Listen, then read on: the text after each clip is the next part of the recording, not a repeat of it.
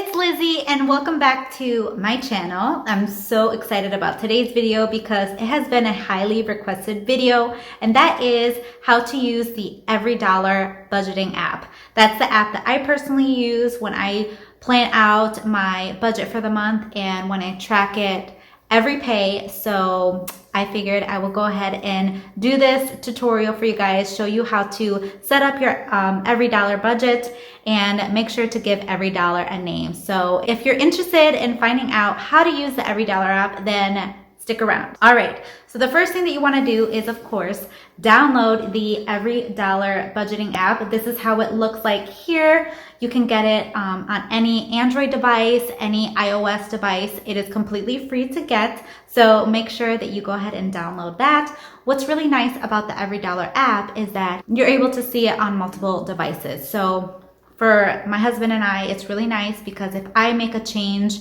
on the budget, if I see that something came up, something unexpected, we have to adjust our budget. By me doing it on my phone, he's able to see it on his phone as well. So it's really nice that you can manage it on multiple devices. So you can also view it on your desktop computer. If you are one that needs that hard copy, then you can go ahead and print it out and view it that way. So I'm one that I like everything electronic. It works for me and I love it.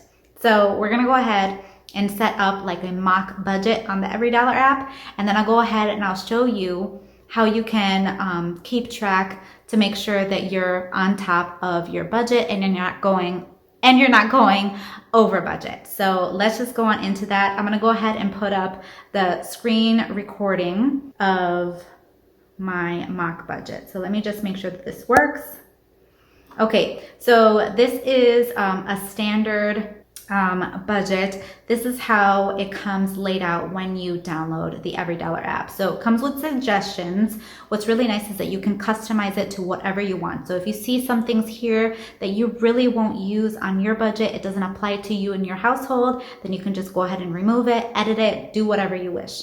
So I'm gonna go ahead and just put one paycheck for this example, just to make it easy for us to follow along. And if I feel the need to explain something a little more, I will go ahead and do so. So I'm just gonna go ahead and enter in some numbers here.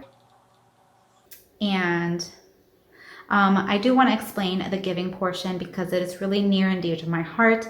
In my budget, we give a tithe, and we believe in giving a 10%. So I really recommend, if you don't even attend a church, maybe find something or some way where you can give back to the community. If you know of let's say a single mom or someone struggling, something like that, that you feel the need to give, help them out, budget that in your monthly budget. And if you see something happening, maybe give to them because they really would need it, and that would just make a huge impact. So I believe in giving a 10% to the church. So in this example, we're just gonna use the $340 from the income 10%.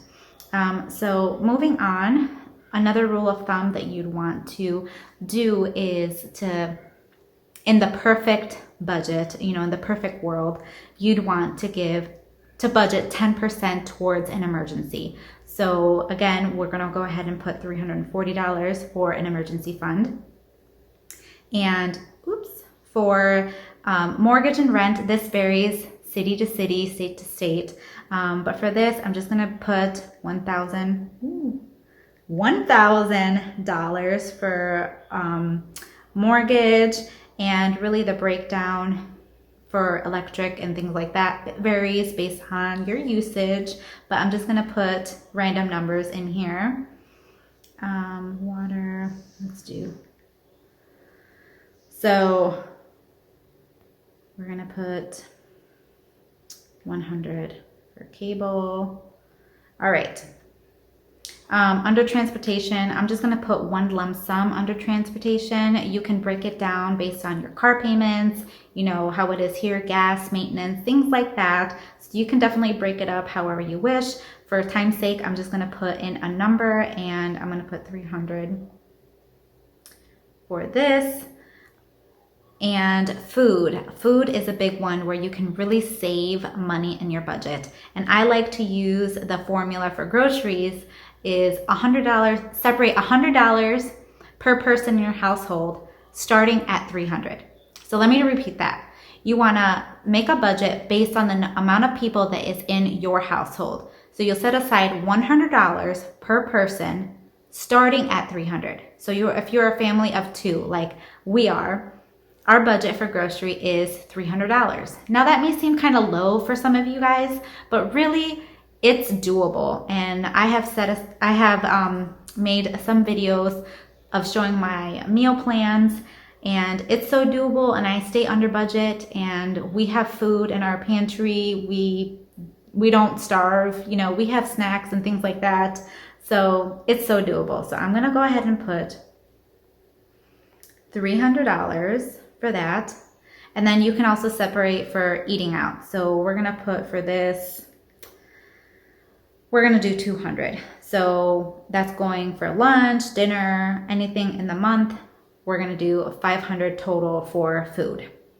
Clothing, for this, we'll go ahead and just put 100.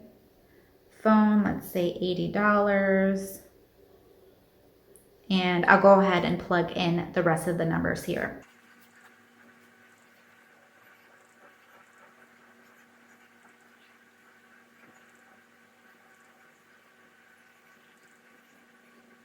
I have to make some adjustments on the budget because I realized that I forgot about some categories. So let me just go ahead and do this. But you get the point. Okay, so I fixed all of that, and as you can see, it's an EveryDollar budget, and that's where you want to be. So I hope that me like walking through that, it kind of gave you an idea of how to easily plug in your numbers. So if you can see, if you have debt, it's kind of hard to put in your debt amounts, which is down here in this area. You'll see it on the screen. So if you have debt, you have to maybe deduct from funding your fund money or doing other things that you may want to do. So you'd have to cut back from those items to really be within your EveryDollar budget. Now let's get into the spending part. So when you get your paycheck, you can go ahead and input up here the paycheck amount that you receive. So you'll just hit this plus button, and let's say you get paid twice a month. So I don't know, we'll just do $1,500 for this example. And you'll just click save, boom, it gets added there, and it says what left over is $1,900 for the month. So as you can see, it has that little bar up at the top, that little green bar where it shows what you have funded. And we can go ahead and go through each of these categories to put the expenses and the deductions in. So